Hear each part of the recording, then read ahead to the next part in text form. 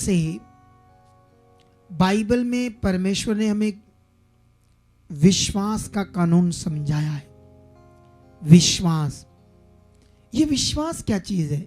अन्य जाति जो परमेश्वर को नहीं जानते, जो मूर्तियों, पत्थरों को, जानवरों को, पता नहीं किस किस मनुष्य की पूजा करते हैं परमात्मा समझकर, वो लोग भी ऐसे विश्वास की बात करते हैं।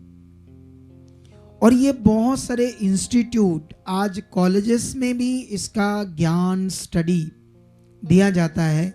जैसे लोगों को पॉजिटिव बनना, फेथ में रहना, आत्मिक विश्वास में रहना, ऐसी चीज़ें तो ये स्टडी बन चुकी है। लेकिन आज दुनिया को ये नहीं पता विश्वास का कानून क्या है, विश्वास का मतलब क्या है। एक्चुअली ये विश्वास का कानून, ये पवित्र नियम परमेश्वर से शुरू हुआ, जिसने दुनिया रची। शुरू में उसने इंसानों से स्वर्गदूतों के द्वारा बातें की, या आकाशवाणी से बातें की, या कुछ लाइट्स में प्रकट होकर बातें की परमेश्वर ने शुरू में। और परमेश्वर ने तब उन्हें कहा, मुझ पर क्या करो, विश्वास करो। अब वो लोग नहीं जानते थे विश्वास का मतलब क्या, और परमेश्वर ने उन्हें समझाया था विश्वास का मतलब, मैं इस दुनिया को रचने वाला हूं और मुझ पर विश्वास करो। इसके लिए मैं दो चीजें बताता हूं। विश्वास का मतलब होता है जीवन जीने की आशा। विश्वास का मतलब क्या? जीवन जीने की आशा, एक पॉइंट। और दूसरा, जीवन जीने के लिए किसी को आधार बनाना, इसे क्या कहते हैं? विश्वास। आमेन। जीवन के लिए किसी को आधार बनाना। लेकिन अभी तो इस दुनिया में मनुष्यों ने मनुष्यों को आधार बना लिया है और परमेश्वर को छोड़ा कर रखा हुआ है ना। जैसे कोई मनुष्य की पूजा करता है तो वो ये आधार किसको बनाकर बैठ गया है? जीवन के लिए, एक मरने वाले मनुष्य को, जो खुद भी मरेगा और खुद उसका न्याय इस दुनिया का मालिक करेगा। वो किसी का न्याय नहीं कर सकता।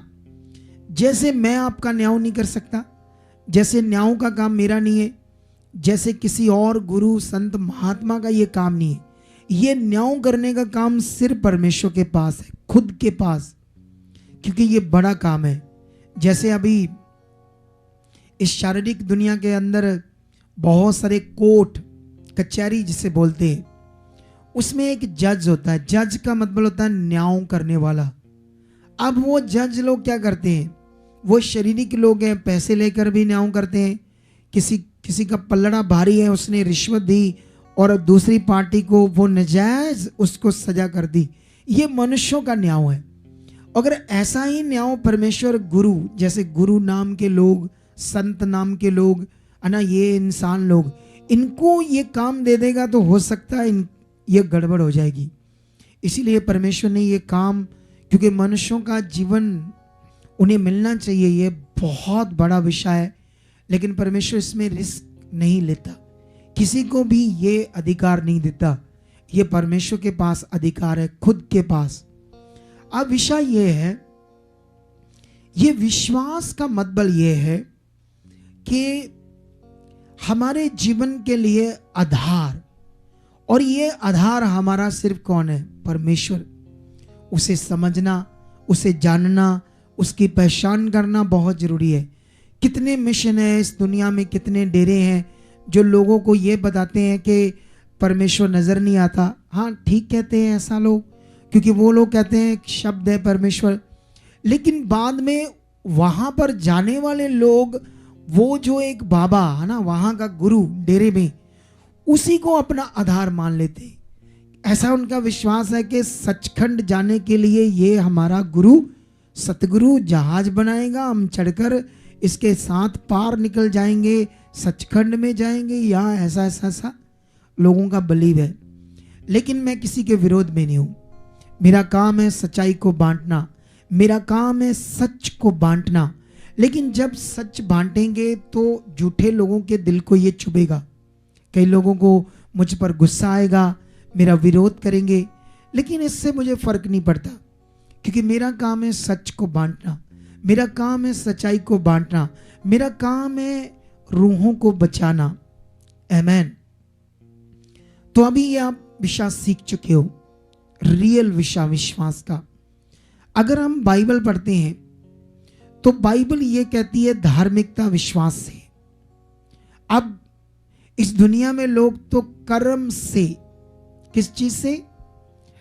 कर्म से धार्मिकता करना चाहते हैं, लेकिन बाइबल ये कहती है मनुष्य अपने कर्मों के द्वारा धर्मी नहीं ठहर सकता।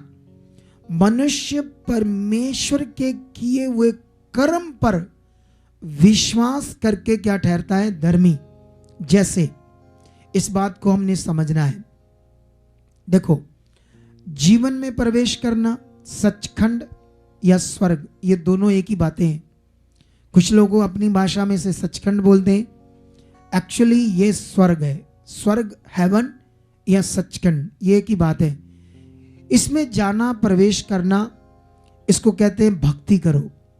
और भक्ति में लाखों करोड़ों नियम बन गए इंसानों की ओर से। अगर परमेश्वर ने जब हम मनुष्यों को बनाया, जैसे सिख, हिंदू, मुस्लिम, अलग अलग जातियां, ईसाई, बहुत सारे अलग अलग देश, अलग अलग जातियां, जैसे उनका मुंह बनाया, तो मुंह को बनाने का मतलब ये मुंह से हम खाते हैं और पीते भी हैं पानी को। क्या हम जो रोटी खाते हैं, पानी पीते हैं, पूरी दुनिया के मनुष्यों के लिए एक ही नियम है मुंह से रोटी खाना, पानी पीना? और जो पूरी दुनिया के पानी पीते हैं लोग, एक ही पानी है या अलग अलग टाइप का पानी है, या अलग अलग जातियों का पानी है? परमेश्वर ने तो एक ही पानी बनाया सब मनुष्यों के लिए। एक ही सूरज बनाया, एक ही पृथ्वी पर रखा, एक आसमान के नीचे रखा।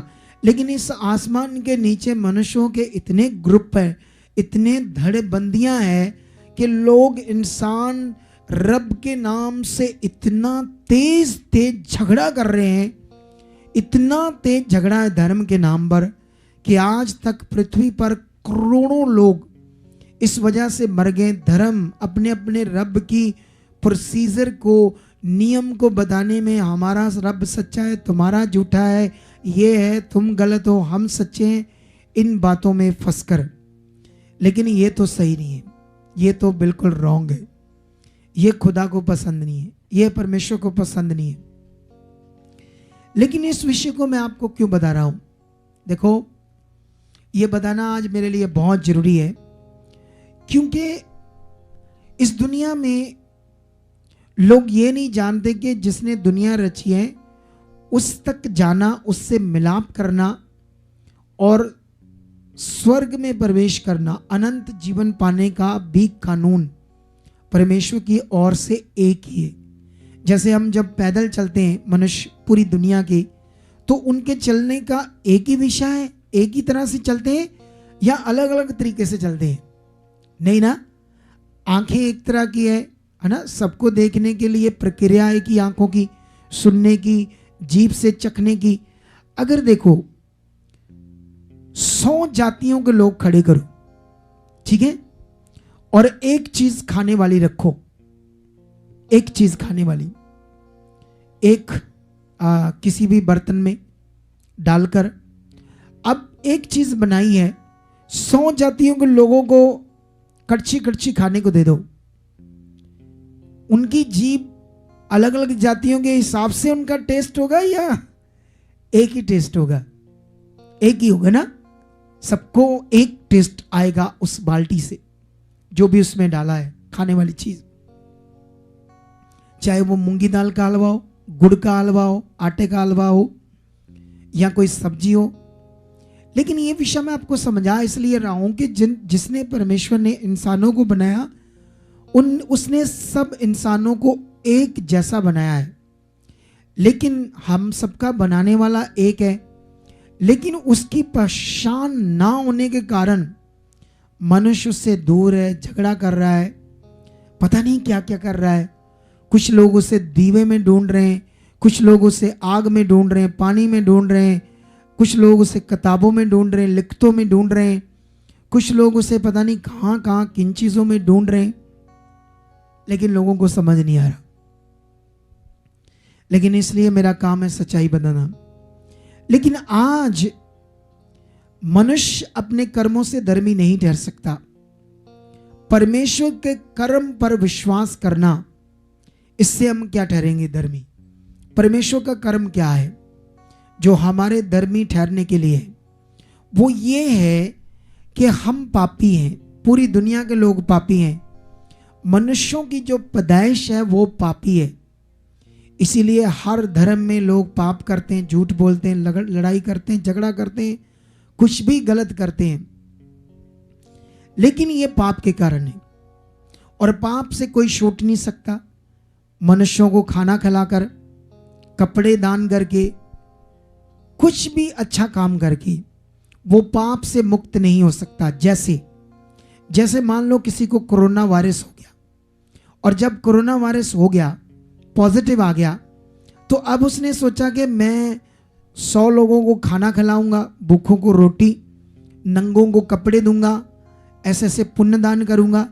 तो क्या ऐसा करने से उसका कोरोना वायरस की बीमारी ठीक हो जाएगी? नहीं होगी। उसको प्रेज करना पड़ेगा, ट्रीटमेंट कराना पड़ेगा, है ना। वो बढ़े ना वायरस, उसके लिए उपचार करना पड़ेगा, है ना, क्योंकि ये वो दान करने से नहीं दूर जाएगा। ऐसे ही हम सिन वायरस से, पाप के वायरस से फ्री नहीं हो सकते, आजाद नहीं हो सकते। ये तो हमें परमेश्वर खुद करवाता तो फिर होते। तो वो काम परमेश्वर ने 2000 साल पहले किया। खुद परमेश्वर ने पुत्र के रूप में प्रकट हुआ। परमेश्वर का खुद का जो कैरेक्टर पुत्र के रूप में 2000 साल पहले यीशु का पृथ्वी पर प्रकट हुआ। बाइबल यीशु का आना किसी धर्म को प्रमोट करना नहीं है। मैं सिख जाति से पैदा हुआ, आज भी मैं सिख हूं, मेरा कोई धर्म बदला नहीं है। मुझे बताया गया ऐसे हम सिख हैं। अब धर्म दो विषयों पर निर्भर करता है, एक तो बाहरी कपड़े, बाहरी रूप, और दूसरा बताने का विषय। अब मुझे देखकर कोई नहीं कह सकता मैं सिख हूं, मुझे बताना पड़ेगा। अगर कोई पूछेगा आप किस धर्म से थे, तो मैं कहूंगा मैं सिख धर्म से था। लेकिन अब ये मैंने बताया, क्योंकि धर्म दो विषय हैं, एक तो बाहरी रूप, है ना, और बाहरी रूप से हम देखकर कहेंगे हाँ ये इस धर्म का आदमी है, और दूसरा जहां तो हमें बताना पड़ेगा जो हमें दिमाग में बैठा है कि हम इस धर्म में। ये दिमाग में बैठाने वाली बात है, ये परमेश्वर की ओर से बात नहीं है। और यीशु मसीह ने किसी भी धर्म का प्रचार नहीं किया। यीशु मसीह ने ना कोई धर्म बनाया और ना किसी धर्म को तोड़ने के लिए आए। वो तो टूटे हुए इंसानों को जो परमेश्वर से दूर थे उसे जोड़ने के लिए पृथ्वी पर आया। अब क्या विषय था? जोड़ने का।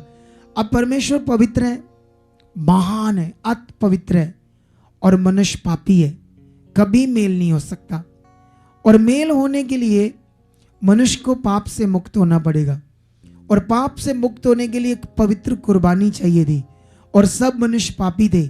इसीलिए यीशु कुंवारी कन्या से पैदा हुआ। ये बड़ा चमत्कार है, यीशु का पैदा होना।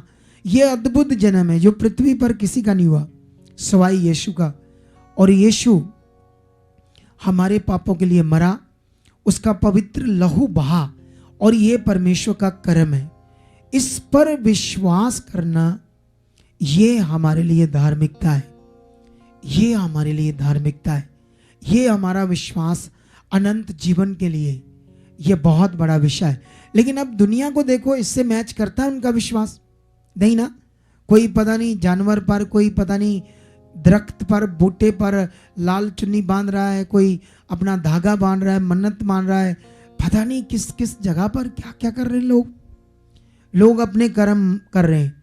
कुछ नंगे पांव चल रहे, कुछ शरीरों पर कुछ मार रहे हैं, अपने आप को लहू निकालते हैं, कुछ लोग एक टांग पर खड़े रहते हैं, कुछ पता नहीं क्या क्या सजा देते हैं शरीर को, अपना कठिन कर्म करते हैं ताकि मेरी धार्मिकता से मैं धर्मी ठहरूं।